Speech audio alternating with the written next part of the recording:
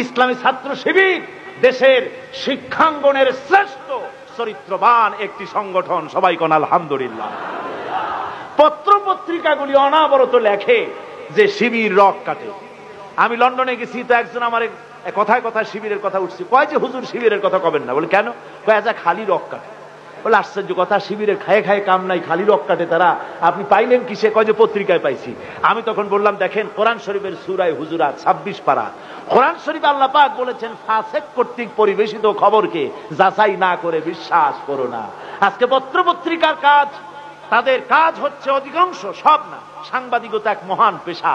এই মহান পেশাকে অনেকে নিজের নিজস্ব চিন্তা এবং নিজস্ব দর্শন অনুযায়ী প্রতিপক্ষকে ঘায়েল করার জন্য হাবিজাবি তারা লেখে।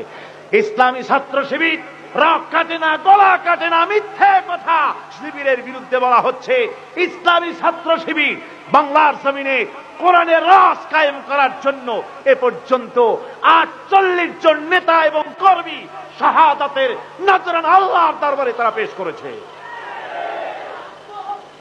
সুতরাং এই শহীদি কাফেলা ইসলামী ছাত্র শিবিরকে আমরা আমাদের অন্তরের অন্তঃস্থল থেকে মুবারকবাদ জানাই। আল্লাহ তাদেরকে কবুল করুন, জোরে বলেন আমিন। বিরোধিতা কেন?